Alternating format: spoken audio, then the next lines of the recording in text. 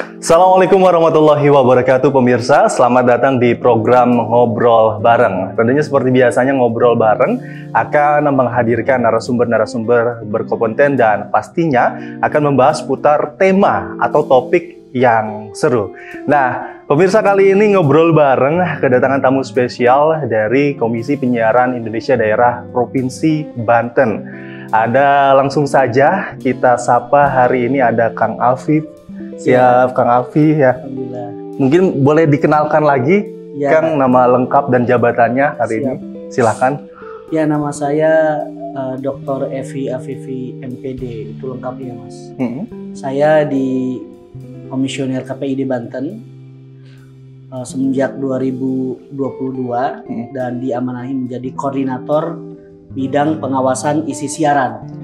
Pengawasan isi siaran. Jadi seprovinsi Banten itu siaran-siaran TV dan radio itu ada di bidang saya pengawasannya. Jadi semuanya yang dipantau langsung nih ya sama Kang Evi nih ya. Lah, langsung Kang, kita sedikit mungkin ingin tahu Kang, kepada pemirsa, tentunya khususnya pemirsa BRTV ini, apa saja sih tugas utama dari KPID Banten dalam hal pengawasan isi siaran ini? Mungkin bisa dijelaskan juga, Kang. Ya, KPID Banten ini kan lembaga negara independen, KPI lembaga negara independen yang dibentuk oleh Undang-Undang Nomor 32 Tahun 2002, di mana undang-undang itu mengamanahi KPI adalah sebagai wadah aspirasi masyarakat terhadap penyiaran. Baik. Jadi KPI itu harus bisa membawa aspirasi dari masyarakat terhadap penyiaran. Jadi misalkan masyarakat menganggap bahwa siaran yang ada di televisi dan radio itu melanggar norma-norma agama, budaya, sosial masyarakat. Nah, itu pengaduannya kepada kita, pada Komisi Penyiaran Indonesia, baik di tingkatan pusat maupun di tingkatan daerah, yaitu provinsi. Kira-kira begitu. Nah, Kang, selain itu juga ada nggak sih yang diawasi mungkin secara prioritas, misalkan kayak konten siaran anak kah, atau hal lainnya gitu? Oh iya, pertama KPI itu memiliki kewajiban. Yang pertama adalah memastikan masyarakat mendapatkan informasi yang benar, layak, sesuai dengan hak asasi manusia.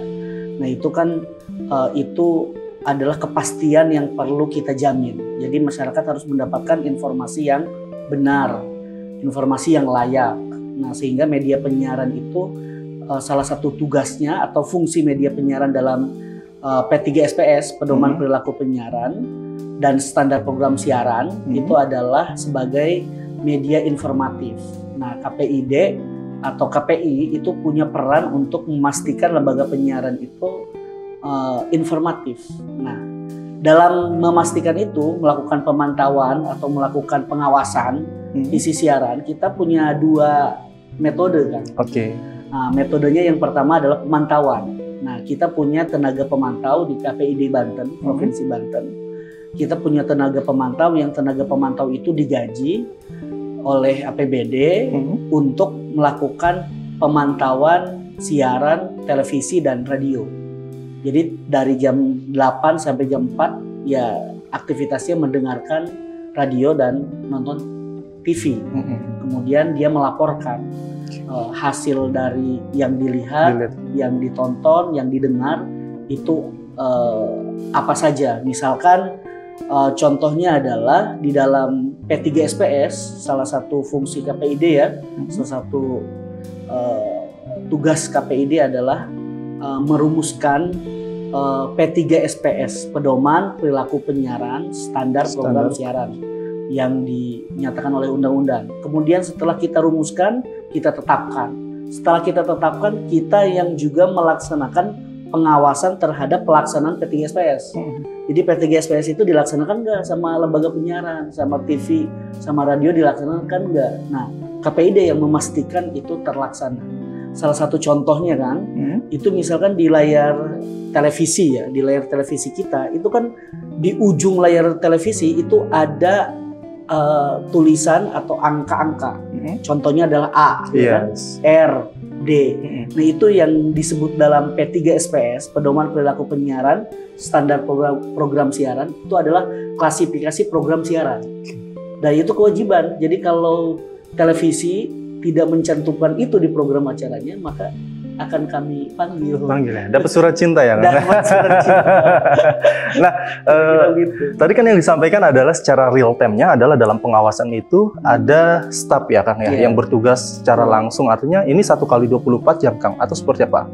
Ya, kalau di KPI Pusat 1x24 jam. Kalau KPID Provinsi Banten, karena kita punya keterbatasan SDM, ya, pegawai, jadi kita cuma dari jam 8 sampai jam 4 sore. Sisanya yang televisi kita punya alat rekam.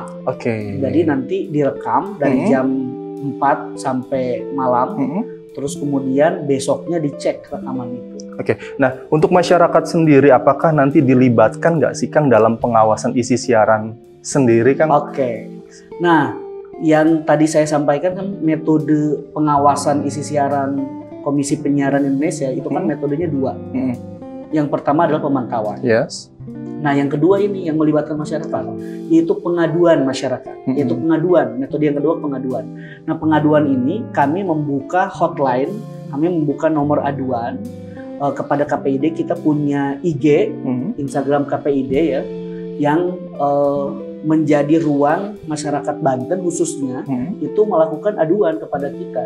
Dan KPI Pusat juga sama ya, di tingkatan nasional ya. KPI Pusat juga punya IG, punya media sosial, punya website dan lain sebagainya, sehingga masyarakat bisa melakukan aduan terhadap isi siaran. Nah, pengaduan ini yang kemudian bagian dari partisipasi masyarakat terhadap penyiaran.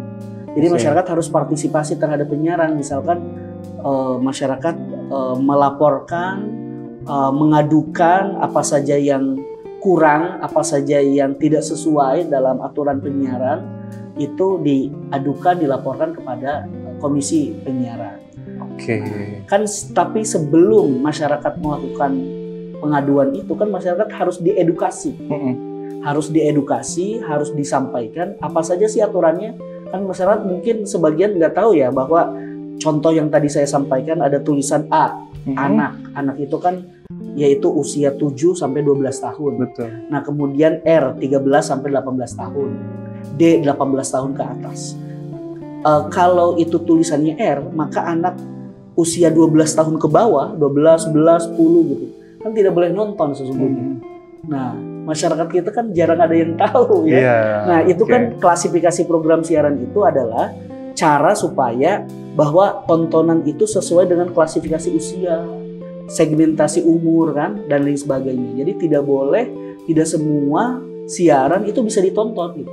Nah, ada lagi yang SU, semua umur. Nah, ini kan aman. Kalau ada tulisannya SU, semua umur aman, bisa ditonton. Ada lagi tulisannya BO, bimbingan orang tua.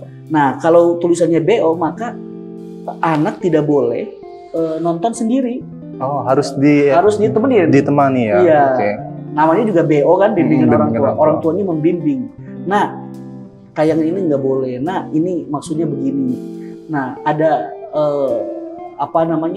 interaksi ya antara orang tua dan anak dalam rangka mengedukasi tayangan. Nah, itu juga bagian dari partisipasi masyarakat terhadap siaran. Nah, ini yang kita edukasi melalui sosialisasi. Kita itu tahun 2022 sampai 2024 itu rajin sekali melakukan sosialisasi ke masyarakat ya, baik segmentasi ibu-ibu pengajian, segmentasi ibu dewan guru, segmentasi para ketua RT atau masyarakat pemuda dan lain sebagainya. Kita lakukan edukasi, kita sampaikan tentang P3SPS, Pedoman Perilaku Penyiaran Standar Program Siaran. Di masyarakat kampus kita bikin acara namanya Akademi P3SPS. Akademi P3SPS itu khusus kampus, di mana kita kan tenaga pemantaunya terbatas ya.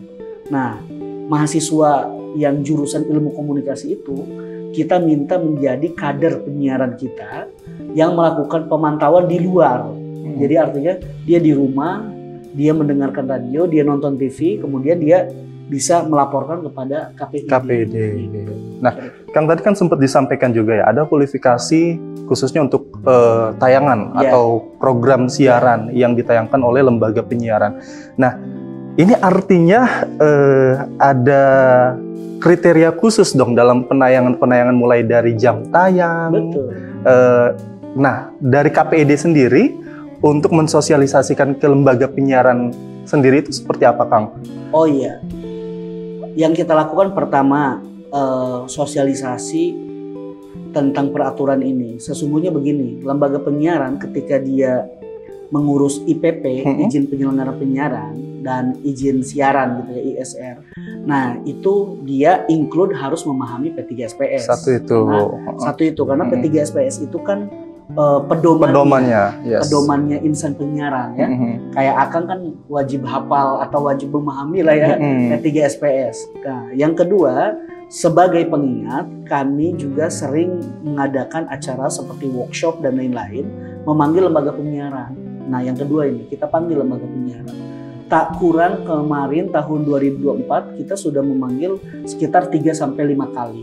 Nah, lembaga penyiaran kita sampaikan P3SPS. Dan yang ketiga, kita langsung datang ke lembaga penyiaran tersebut untuk melakukan sosialisasi. Tahun ini kita sudah ke 30 lebih ya lembaga penyiaran di Provinsi Banten. Mungkin itu kan jumlahnya 94 ya. 94 ya. Radio kan 80 lebih. Nah, kita sudah puluhan lembaga penyiaran kita sudah datangi dalam rangka sosialisasi PKPI nomor 2 ya, tentang tata cara pelaporan siaran. Terus yang kedua adalah sosialisasi P3SPS, pedoman perilaku penyiaran standar program siaran ke lembaga penyiaran. Jadi artinya KPID Banten juga melakukan sosialisasi ya terhadap lembaga penyiaran. Salah satunya adalah ya P3SPS itu ya. Kita datang langsung ke TV-nya, ke radionya gitu ya. Kita sampaikan seperti Monef lah ya, monitoring dan evaluasi lah kira-kira begitu. Langsung ya Kang ya ke ini. Nah, Kang sejauh ini dari hasil pengawasan sendiri Kang, ada nggak sih yang udah dapat surat cinta nih ya langsung dari KPID? Dan itu jenis pelanggaran apa yang sering terjadi biasanya? Ya, kita sih inginnya nggak ada yang dapat surat cinta ya, meskipun kita mencintai ya. Nah, tapi yang sudah kita lakukan kemarin, kita sudah memanggil sekitar 7-10 lembaga penyiaran. 7 lembaga penyiaran yang kita panggil berkaitan tentang iklan obat. Iklan obat, karena kan kita juga sesuai dengan undang-undang kan bahwa KPID itu wadah aspirasi masyarakat kan terhadap penyiaran. Nah, masyarakat juga punya lembaga namanya BPOM, ya kan? Nah, jadi BPOM ini yang memastikan masyarakat menggunakan atau mengkonsumsi obat dan makanan yang sesuai. Nah, dalam aturan BPOM, dalam rangka menjaga masyarakat, itu setidaknya iklan obat itu ada 3 Mas.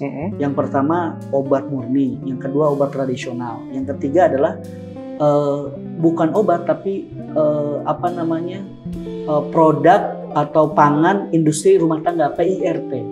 Nah, seperti madu, kecap, susu kan, dan lain sebagainya. Nah, produk pangan industri rumah tangga ini tidak boleh punya klaim atau diklaim mengobati. Nah, yang terjadi di iklan-iklan radio, televisi itu madu bisa mengobati banyak penyakit, diabetes, jantung, koroner, dan macam-macam. Bahkan di Banten tuh ada yang radio yang menggunakan iklannya mengobati gangguan kejiwaan ya, atau santet, guna-guna dan sebagainya.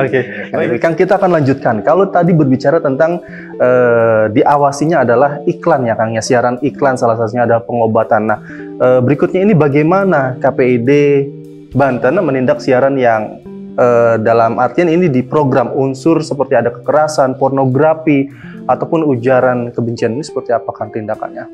Ya, dalam aturan P3SPS kan hal-hal yang seperti tadi ya, pornografi, terus kemudian kekerasan ya, sadisme lah ya.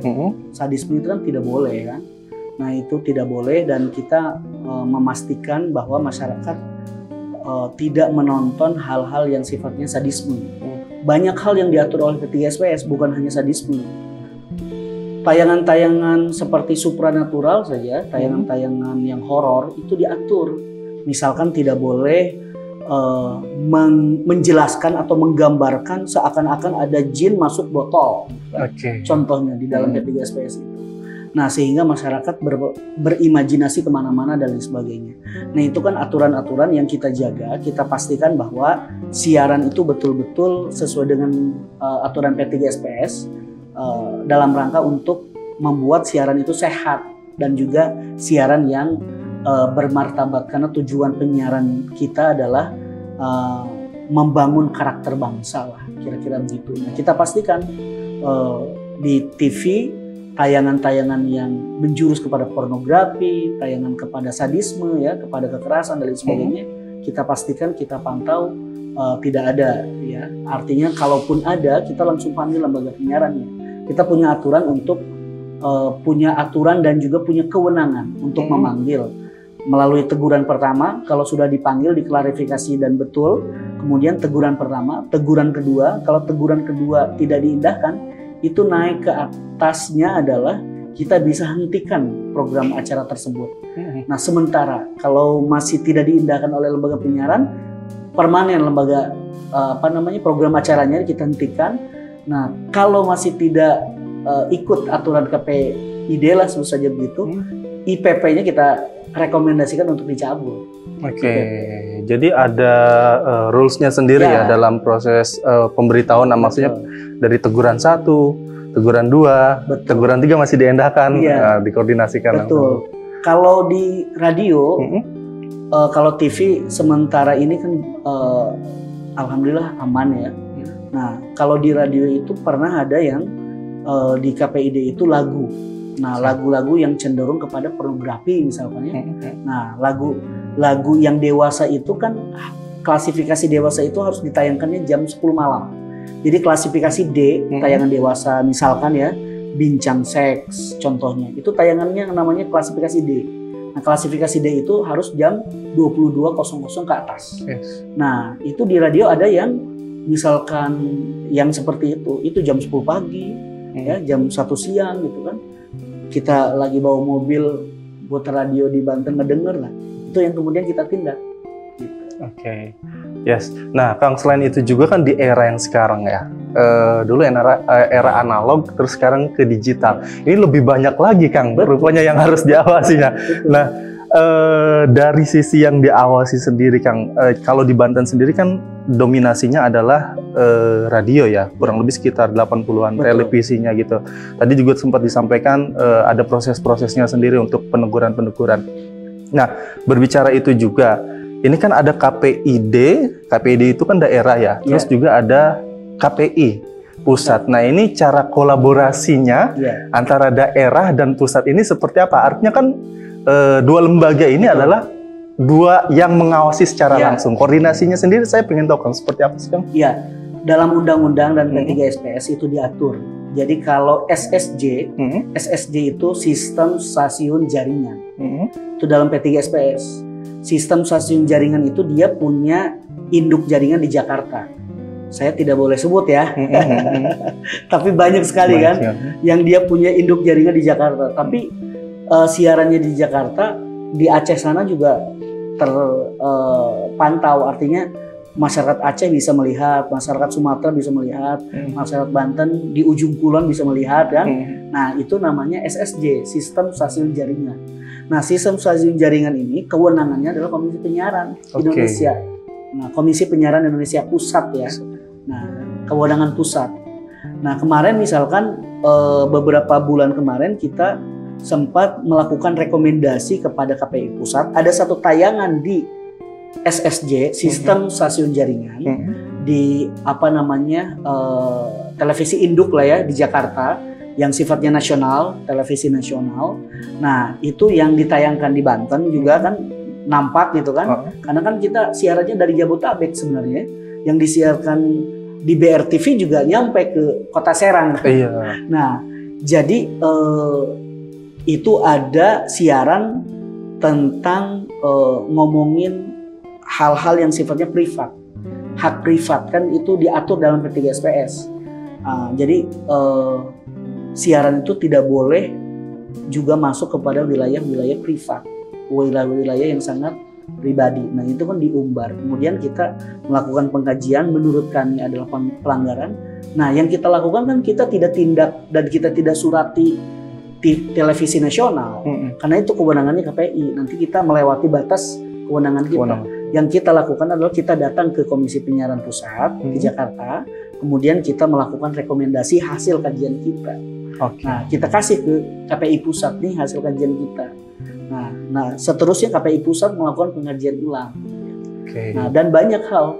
Contohnya banyak sekali, misalkan dulu di tahun 2019-an mungkin ya, sekitar tahun itu ada satu acara di salah satu televisi nasional, saya tidak sebut ya. Itu acaranya sore-sore, di mana acaranya berisi tentang sinetron anak SMP yang ceritanya adalah hamil di luar nikah. Nah ini kan banyak aduan dari masyarakat kan. Nah kok bisa tayang itu. Nah kemudian kami rekomendasikan ke KPI Pusat. Yang terjadi KPI Pusat kan melakukan teguran dan tindakan sehingga acaranya kan sudah tidak ada sampai sekarang. Ya. Acara Smackdown dulu kan? Iya, dulu. Itu kan juga dilarang KPI Pusat. Yes, benar-benar dulu ya. Itu kan juga hasil dari rekomendasi KPI seluruh Indonesia lah kira-kira. Oke, jadi sifatnya adalah merekomendasikan ya Kak. Jika terjadi menemukan ada siaran ya maksudnya tidak sesuai dengan pedoman P3SPS ini, KPID yang ada di provinsi bisa merekomendasikan ke KPI Pusat. Kita terhubung langsung ya. Karena kan kita satu visi, kerjaannya ya sama ya. Betul. Tugas dan kewajibannya sama. Nah, tapi Kang sejauh ini kalau dari KPID Banten sendiri ada nggak sih maksudnya yang langsung dapat siaran gitu, yang langsung ditangani secara khusus nih langsung sama KPID Banten, pernah nggak sih Kang gitu? Iya, kalau di KPID Banten di provinsi ya, kita kewenangan kita di daerah provinsi Banten. Saya tadi sudah sampaikan, baru-baru ini kita memanggil 7 lembaga penyiaran. Nah, kita memanggil 7 lembaga penyiaran, kita panggil yang 7 lembaga penyiaran ini iklan obatnya itu overclaim. Nah, iklan obatnya overclaim. Nah, itu kan tidak terlepas dari pengaduan dari masyarakat, gitu kan? Masyarakat bahwa jangan sampai masyarakat teriming-imingi oleh narasi iklan yang berlebihan, padahal obat itu belum tentu bisa mengobati, kan? Nah, saya sampaikan tadi kajian BPOM yang sudah bekerja sama dengan KPI dalam menjaga masyarakat ini, konsumsi masyarakat terhadap iklan terhadap obat dan makanan, itu kan ada yang disebut dengan, saya sebut tadi adalah pangan industri rumah tangga seperti madu, ya, susu. Nah itu kan tidak boleh klaim atau narasi iklannya itu menyembuhkan, ya, mengobati.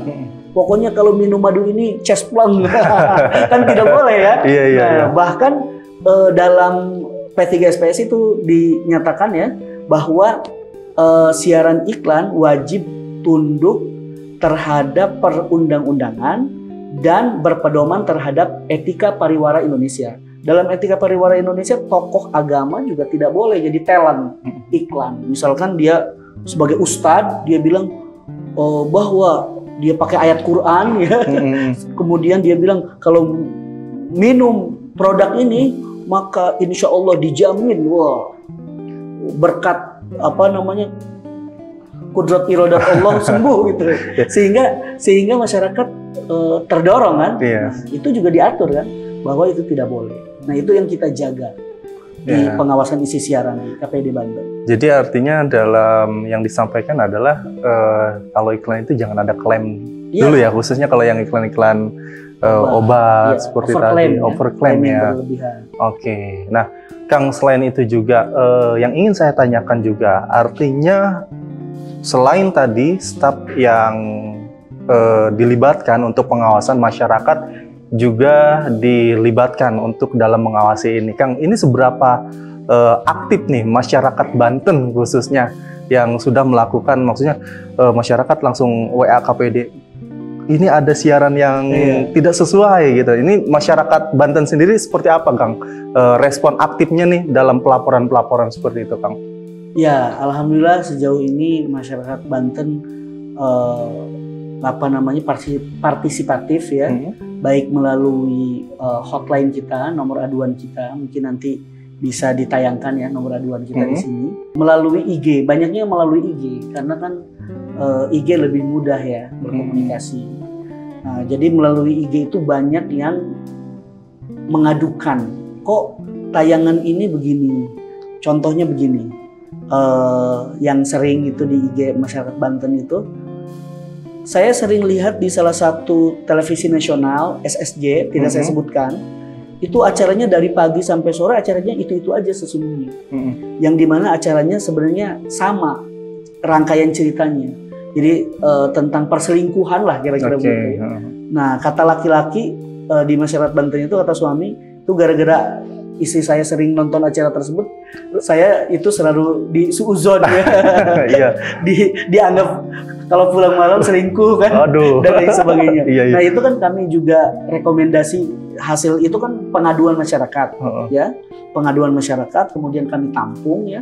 Meskipun pengaduannya melalui media sosial. Kan pengaduan itu tidak harus datang. Kalau datang langsung mangga di kompleks KP3B ya, di kawasan pusat pemerintahan Provinsi Banten, di samping Setda ya atau kantor Gubernur Banten itu di Dishub Banten. Nah, itu kantor Komisi Penyiaran Indonesia Daerah Banten. Kalau mau datang langsung silaturahmi boleh. Kita kemarin juga kita kedatangan teman-teman mahasiswa banyak lah ya, dari BEM Nusantara, dari teman-teman HMI, PMII, IMM ya, kami dan lain sebagainya sering datang ke kantor untuk berdiskusi kan tentang siaran dan lain sebagainya. Nah, kalau mau datang langsung boleh. Tapi kan kalau tidak sempat, kalau datang sungkan, kita kan pengaduannya juga melalui beberapa kanal ya. Betul. Salah satunya adalah yang mudah kanal media sosial aja. IG KPID di follow aja. Langsung di follow aja. Emang eranya sekarang udah media sosial ya, Kang ya. Silahkan langsung lewat tangannya, lewat handphonenya melakukan aduan ke KPID. Misalkan saya mendengar radio ini iklan obatnya overclaim, laporkan. Ya. Yang saya khawatirkan tadi sih ada satu siaran yang bisa jadi doktrin tiba-tiba. KPID ini kan pengawasannya adalah isi siaran, LPP, lembaga penyiaran. Nah, sekarang kan eranya digital nih, Kang. Nah, apakah KPID juga melakukan pengawasan, Kang, untuk di media sosial ini? Ya, KPID itu atau Komisi Penyiaran Indonesia secara umum ya, baik pusat maupun daerah, itu bekerja berdasarkan Undang-Undang Nomor 32 Tahun 2002. Jadi KPID itu lembaga negara independen yang dibentuk oleh undang-undang.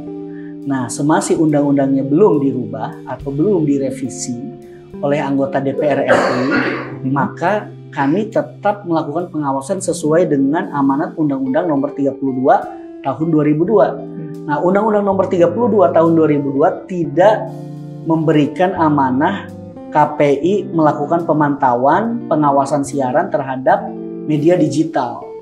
Nah, atau terhadap media baru lah ya, new media. Ya seperti media sosial ya, seperti dengan ragam platformnya gitu ya. Nah, media sosial itu di luar kewenangan Komisi Penyiaran Indonesia. Nah, bagaimana caranya supaya KPI bisa melakukan pemantauan atau pengawasan terhadap media sosial yang beragam itu ya, konten YouTube lah contohnya ya, dan lain sebagainya. Nah, undang-undangnya dulu harus direvisi. Nah, maka kita juga KPI mendorong revisi Undang-Undang Nomor 32 Tahun 2002 ya, karena itu kan undang-undang disusun 2002 sebelum era konvergensi media. Saat ini. Ya, perubahan media baru ya. Sekarang media kan sudah beragam. Maka untuk merespon dengan hadirnya media-media baru, ya harusnya ada spirit revisi Undang-Undang Nomor 32 Tahun 2002. Tapi itu kan di luar kewenangan Komisi Penyiaran Indonesia. Oke, jadi artinya sebelum ada revisi itu belum ya, Kang? Belum. Di dalam undang-undang tersebut belum ada untuk pengawasan di sosial media. Belum. Komisi Penyiaran Indonesia Daerah Banten itu sering sekali, Kang. Kita sering mendapatkan aduan dari masyarakat terkait YouTube terkait salah satu platform di media sosial ya. Nah itu tayangan ini provokatif dan lain sebagainya. Nah kan banyak juga kan aduan-aduan dari masyarakat itu. Nah kan. tapi kan kita tidak bisa menindaklanjuti karena di luar wewenang kita. Ranahnya belum ke sana ya Kang ya, harus ada perubahan dulu nih yang harus digodok dan diubah dulu. Nah Kang, selanjutnya nih berbicara program mungkin Kang, apakah ada program dari KPID Banten yang tentunya kepada masyarakat untuk mengenali isi siaran yang sehat seperti apa Kang? Ya, program kita saya sampaikan dari tahun 2022 ketika kami bertugas sampai 2025 sekarang, khususnya sampai 2024 tahun kemarin, kita itu sudah melaksanakan sosialisasi pedoman perilaku penyiaran. Standar program siaran itu masif sekali, sampai dari ujung Tangerang Selatan ya di Provinsi Banten hingga ujung Kulon ya, ujung utara Provinsi Banten, ujung selatan Malingping ya, Bayah dan seterusnya. Kita sudah datangi untuk melakukan sosialisasi P3SPS, pedoman perilaku penyiaran standar program siaran. Nah, dengan begitu masyarakat teredukasi ya, tercerdaskan, tercerahkan mengetahui oh ini aturan penyiaran. Ini aturan klasifikasi program siaran, contohnya begitu ya, yang kami contohkan. Nah, itu kami sampaikan melalui sosialisasi atau melalui kegiatan-kegiatan lain. Misalkan kami melaksanakan kegiatan seremoni atau kegiatan besar kami, itu namanya anugerah penyiaran. Nah, tahun 2024 kami melaksanakan anugerah penyiaran disiarkan oleh sekitar 9 lembaga penyiaran Jabotabek. Di Jabotabek. Nah, artinya siaran langsung ya, siaran langsung. Nah, dilaksanakan di gedung DPRD Provinsi Banten. Nah, anugerah penyiaran ini membuka ruang masyarakat hadir, datang. Di situ ada penghargaan terhadap lembaga penyiaran yang selama ini sudah berdedikasi terhadap dunia penyiaran. Kita ada beberapa nominasi, contohnya misalkan siaran ramah anak. Nah, contohnya siaran yang ramah anak ini loh, karena kan siaran itu, Kang, itu ada komposisinya. Nah, di P3SPS itu diatur, misalkan siaran iklan, itu iklan niaga tidak boleh lebih dari 20% dari seluruh jam siaran. Nah, jadi kalau ada satu lembaga penyiaran isinya iklan semua, nah maka itu melanggar P3SPS, maka kita tindak. Terus kemudian dari 20% itu 10%-nya minimal itu 10%-nya harus ada ILM, iklan layanan masyarakat. Maka kita melakukan penghargaan di anugerah penyiaran tahun 2024 kemarin, ILM terbaik. ILM itu kan iklan layanan masyarakat harus isinya adalah tentang keselamatan publik, tentang membuang sampah pada tempatnya, tentang stunting ya, makan makanan yang sehat ya, dan lain sebagainya yang sifatnya untuk kemaslahatan atau kebaikan publik lah ya, iklan layanan masyarakat. Berkendara sesuai dengan aturan lalu lintas dan lain sebagainya ya. Atau kalau KPU itu kemarin adalah partisipasi memilih di Pilpres atau Pileg dan lain sebagainya, itu kan juga ILM, iklan layanan masyarakat ya, tentang keselamatan publik lah ya, tentang hal-hal yang umum ya, yang bisa baik lah untuk masyarakat. Nah, itu kan wajib ada minimal 10% dari 20% iklan niaga atau iklan komersil ya di lembaga penyiaran swasta. Nah, itu kan aturan. Nah, itu yang kemudian kita pastikan. Terus kemudian ada lagi nominasi acara misalkan talk show terbaik gitu ya. Ini kan talk show nih, atau acara talk show terbaik ya, yang mencerdaskan, yang mengedukasi, yang menginspirasi masyarakat. Nah, yang membangkitkan atau menumbuhkan karakter bangsa gitu ya.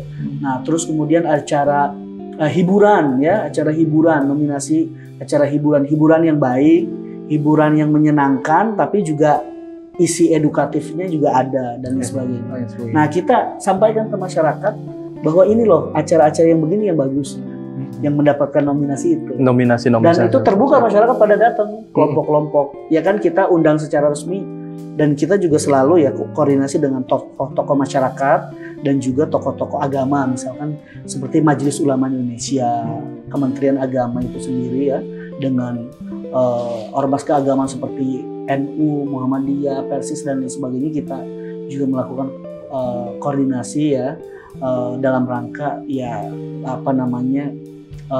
ikut serta berpartisipasi untuk mencerdaskan masyarakat, nonton siaran yang sehat dan bermartabat lah. Betul. Itulah fungsi dan tugas ya, memberikan pengawasan terus juga menyajikan siaran-siaran yang sehat dan tentunya mengedukasi. Betul. Kang, selain itu tantangan terbesarnya sendiri apa sih Kang dari KPID Banten? Ya. Ada nggak sih tantangannya sejauh ini? Kita sebut sih kalau tantangan itu lebih kepada memang tanggung jawab kita ya. Nah, misalkan adalah lembaga penyiaran di Provinsi Banten itu kan 94 ya. Terus kemudian radio itu 80-an lebih, dan itu tersebar dari ujung utara hingga ujung selatan lah, sebut saja begitu ya. Nah, kan utara itu pembagian Banten Utara itu ya, menurut para ahli lah ya, kira-kira begitu. Sebut saja Tangerang Selatan lah ya, yang kota gitu kan. Yang Tangerang Selatan, Kota Tangerang, Kabupaten Tangerang ya kan, utara. Yang selatan ini sebut saja Lebak, Pandeglang. Ini kan tersebar. Dan sebaran daerahnya kan beda-beda kan. Nah, ada satu misalkan radio, saya sebut saja ya, Radio Ujung Kulon ya. Ujung Kulon FM ya. Itu kan di Kecamatan Sumur ya, di ujungnya ya. Kabupaten Pandeglang gitu ya. Iya. Nah, artinya kita ke sana kan juga butuh waktu kan dan sebagainya. Nah, tapi kemudian tim kami besok mau ke sana besok. Tim kami dari KPID Banten besok mau ke Ujung Kulon FM, ke ke masyarakat di ujung Kabupaten Pandeglang, di Ujung Kulon ya. Di Ujung Kulon namanya juga, ujungnya Kulon. Ujungnya ya. Barat lah kira-kira. Iya, barat ya. Kulon itu barat ya. Nah, artinya itu kemudian kita lakukan. Ada kita juga punya masyarakat Baduy kan. Nah, ada Baduy dalam, ada Baduy luar. Di Baduy luar itu ada TV kan. Nah, kita datang nih masyarakat Baduy luar. Artinya kita datang ke masyarakat Lewi Damar ya, sekitar dekat-dekat Baduy lah ya. Kalau Baduy dalam kan tidak boleh ada elektronik kan. Yes. Nah, kalau yang luar-luar kan masih ada. Kita edukasi masyarakat, kita datang. Kita melakukan sosialisasi di sana. Oke. Nah, kira-kira begitu. Kalau tadi kan berbicara tantangannya ya Kang. Nah, lalu langkah strategis KPID Banten ini untuk pengawasan isi siaran yang lebih meningkat lagi ke depannya seperti apa Kang? Iya, pertama langkah kita adalah kita tetap melakukan proses pemantauan di kantor dengan sumber daya manusia yang terbatas tentunya ya.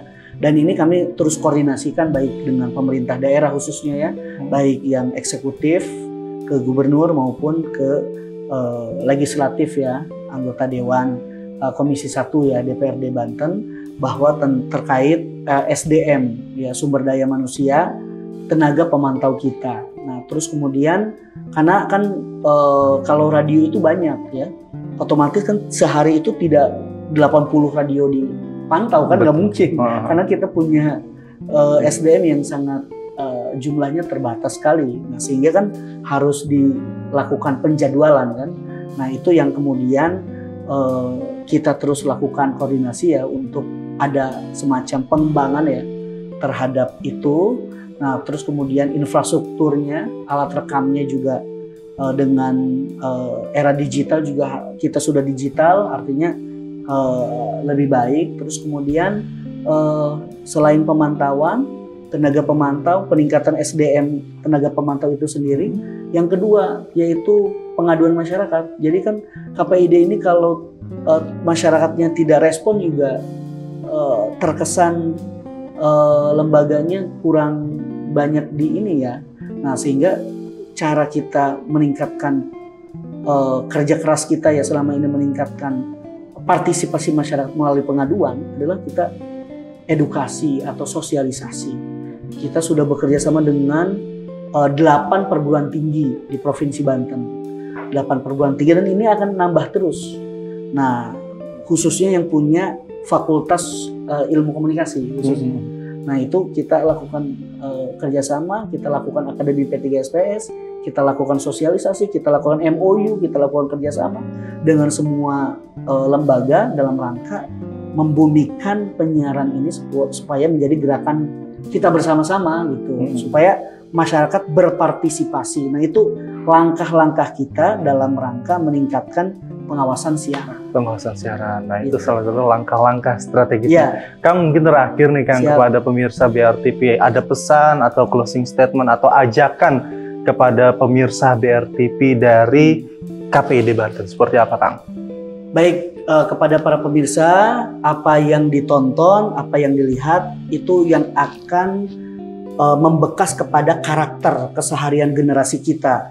Kita mengenal dulu bagaimana anak-anak kita bertingkah, bagaimana karakter kita tumbuh, dan itu tidak terlepas dari apa yang kita tonton. Maka tontonlah siaran yang sehat, siaran yang bermartabat, siaran yang membangkitkan karakter bangsa. Dan ini adalah tugas kita bersama sebagai masyarakat Indonesia yang cerdas. Baik, luar biasa. Saksikan tayangan yang sehat, yang bermartabat, dan yang membangun karakter bangsa, ya Kang. Kang, terima kasih banyak tentunya atas kesempatan waktunya pada hari ini sudah berbagi kepada kita semua di program Ngobrol Bareng hari ini. Kita menunggu sekali tentunya terobosan-terobosan dari KPID. Kita juga pastinya diawasi selalu ya Kang ya. Oke, sekali lagi terima kasih banyak Kang atas kesempatan waktunya. Nah pemirsa, tentu itu dia tadi talk show kita hari ini. Semoga obrolan tadi bisa bermanfaat. Dan tentunya kami juga mengajak kepada pemirsa setia BRTV, jangan lupa selalu saksikan BRTV di channel 43 UHF atau melalui live streamingnya di www.brtv.co.id. Dan tentunya akhir kata, saya Muhammad Andriansah pamit undur diri. Wassalamualaikum warahmatullahi wabarakatuh.